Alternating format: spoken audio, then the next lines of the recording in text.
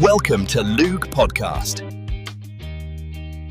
Hello everyone, and welcome back to another episode of English Listening Time. I am Liam, and as always, I am joined by my wonderful co-host, Maggie.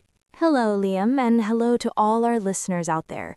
It is so good to be back in the studio today. I have been looking forward to this session all week because I have been practicing my English a lot lately, and I feel like I am finally making some progress. That is fantastic to hear, Maggie. It is all about that consistent effort every single day. So tell me, how has your week been so far? Did anything interesting happen since the last time we recorded? Well, it was a very busy week. I actually went to a small party on Saturday night. It was a gathering for a friend who just moved into a new apartment. There were a lot of people there that I did not know. It was quite a challenge for me because I had to speak English the whole time. Oh, a housewarming party. Those are usually very fun, but I can imagine it was a bit stressful if you had to stay in your second language for several hours.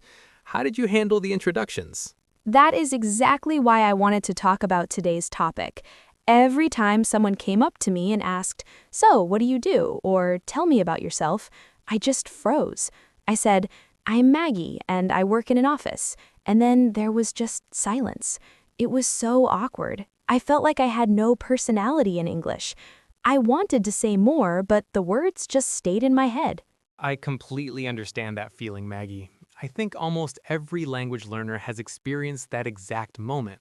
You know who you are in your native language, but when you try to translate that identity into a new language, it feels like you're looking at a blurry version of yourself. You lose the nuance and the humor and the details that make you unique. Yes, exactly. It feels like I am a boring person when I speak English, but I promise I am not boring in my own language. I have hobbies and stories and a history, but it all disappears when I have to explain it quickly to a stranger. Well, you are in the right place because today we're going to dive deep into how to talk about yourself in English. We want to help you build a story that feels natural and engaging. That sounds perfect, Liam. Where do we start? I think we should start with the concept of the personal narrative. Instead of just listing facts about your life like you're reading a shopping list, you should think of your life as a series of interesting chapters. But before we get into the technical side of it, let me tell you a story about a time I completely failed at this. This happened many years ago when I was living in a different city. Oh, I love your stories, Liam. Please tell us about your failure. It makes me feel much better about my own mistakes. Well, I had just moved to a new city and I was invited to a very fancy networking event. I wanted to make a great impression because I was looking for a new job at the time. I spent the whole afternoon practicing my introduction in front of a mirror. I had it all planned out. I was going to talk about my experience in education and my passion for storytelling. I felt so confident. You practiced in the mirror? I do that too. It helps me see how my mouth moves when I say difficult words. It's a great technique, but sometimes even the best practice can fail when the pressure is on. So I arrived at this beautiful building and there were hundreds of people in suits. Everyone looked very professional and very important. I walked up to a group of people and a very famous professor from the local university turned to me and said, "Hello, I do not believe we have met. Who are you and what brings you here?" Oh no, that sounds like a lot of pressure. What did you say? Maggie, I completely forgot my own name. I stood there with my mouth open for at least 5 seconds.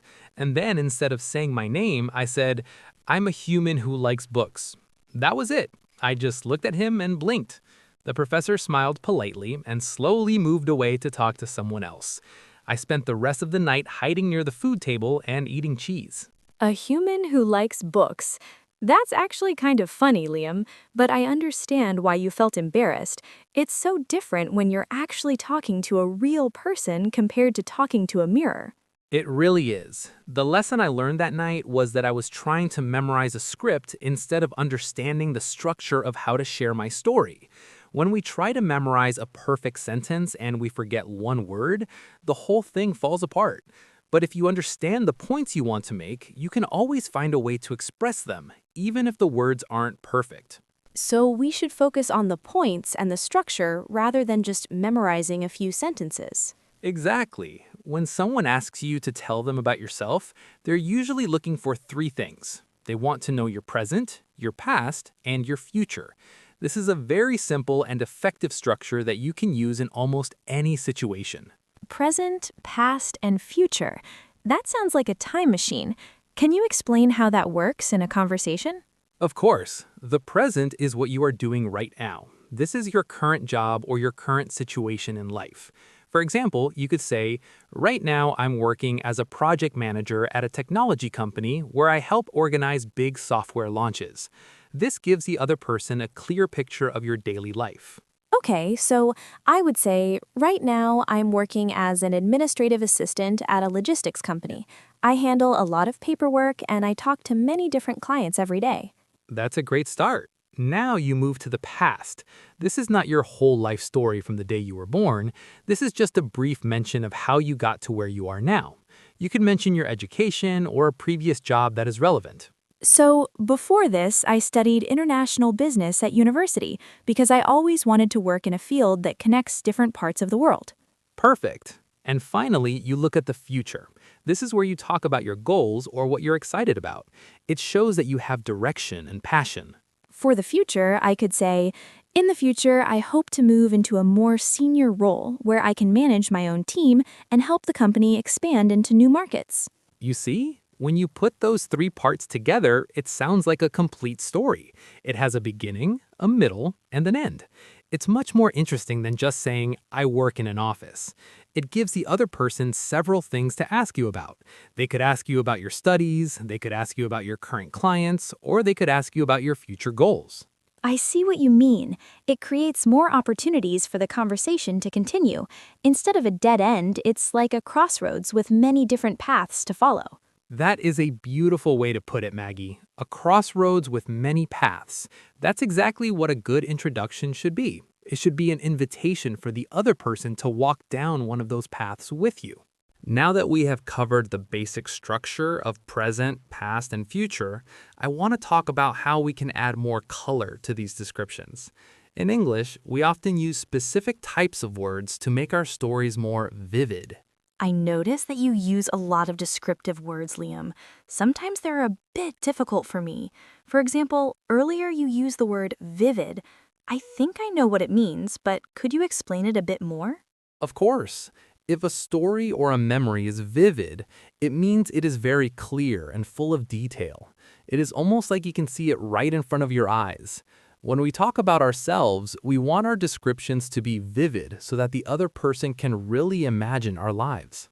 Vivid, clear, and detailed. I will try to use that. You also used the word background earlier when talking about my past. Is that the same as my history? That is a great question. Background is a very common word when talking about yourself. It refers to the experiences and the education that have shaped who you are today. You can talk about your professional background or your cultural background. Think of it like the background of a painting. It provides the context for the main subject, which is you. I like that analogy. My professional background is in logistics. My cultural background is from a small town where everyone knows each other. Excellent use of the word. Another word that is very useful for this topic is milestone. Have you heard that one before? Milestone. I think it's related to a long journey, right? Yes, it is. Historically, a milestone was a stone on the side of a road that told travelers how many miles they had traveled. But in a personal story, a milestone is a significant event or a big achievement in your life. Graduating from college is a milestone. Getting your first job is a milestone. Moving to a new country is a huge milestone.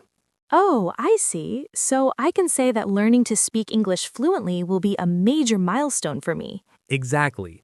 It's a big goal that marks a new stage in your journey. And speaking of goals, another word I love is passionate. Many people use this word when they're talking about their hobbies or their work. Passionate. That means you really like something, right? Like, I'm passionate about cooking. It's even stronger than just liking something. If you're passionate about something, you have a very strong emotion or a deep interest in it. It's something that gives you energy. When you tell someone what you're passionate about, you're showing them what makes you excited to wake up in the morning. I think I'm passionate about photography. I love going for long walks and finding interesting things to capture with my camera. It makes me see the world in a different way. That is a wonderful example, Maggie. Using words like background, milestone, and passionate helps move your introduction from a list of facts to a real human connection.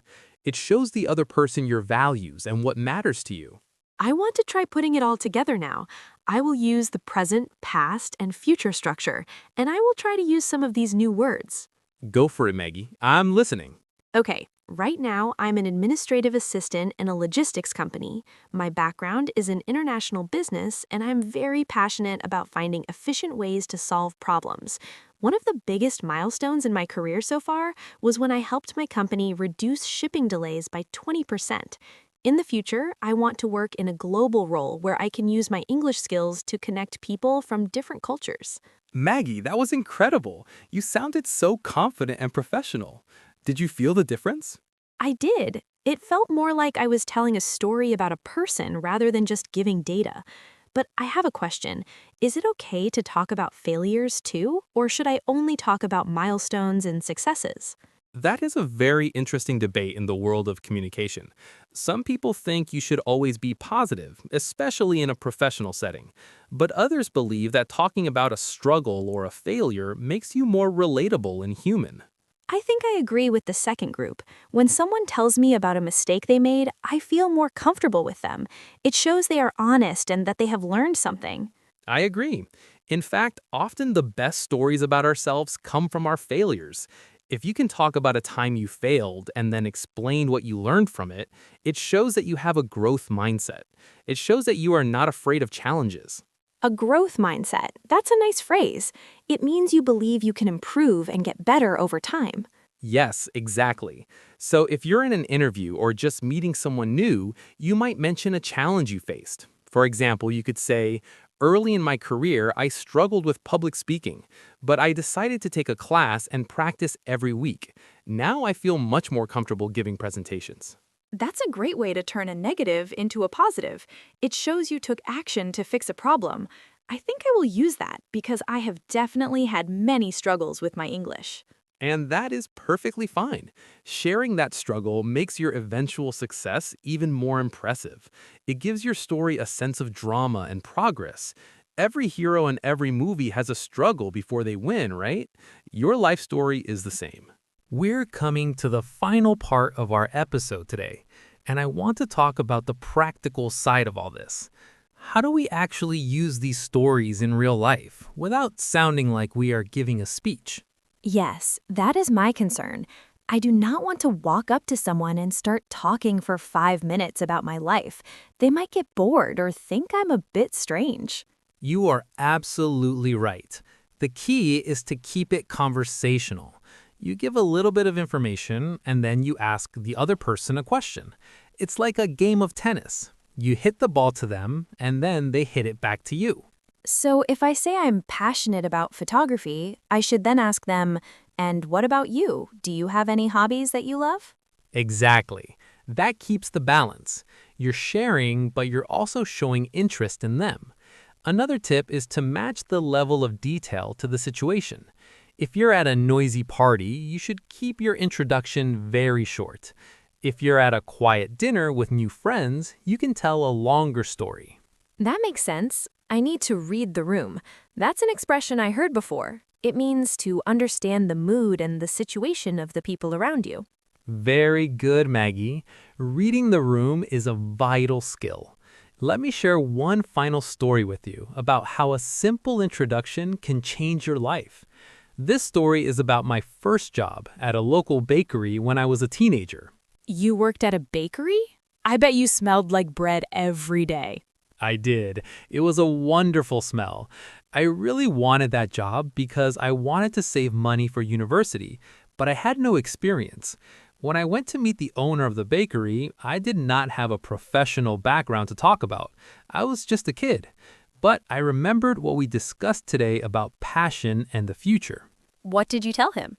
I told him that while I had never worked in a bakery before, I was a very hard worker and that was passionate about learning how a small business operates. I told him that my goal for the future was to study business, and I thought that seeing how he managed his shop would be the best education I could get. That is so smart, Liam. You showed him that you were motivated and that you valued his knowledge. It worked. He hired me on the spot. He told me later that he had many people apply who had experience, but they did not have a story. They just wanted a paycheck. He wanted someone who saw the job as a milestone in their life.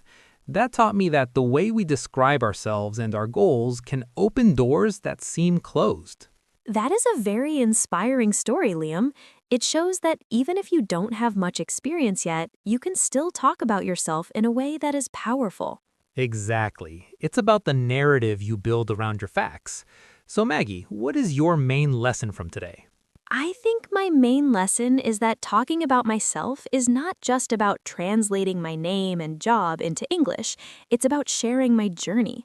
I learned the present, past, and future structure, which is very helpful, and I loved the new words like background, milestone, and passionate. I feel much more prepared for the next time someone asks me, "Tell me about yourself." I am so glad to hear that. And remember, it's okay to make mistakes. Even if you say, I'm a human who likes books, like I did, people will usually be very kind and keep the conversation going. I will try to remember that.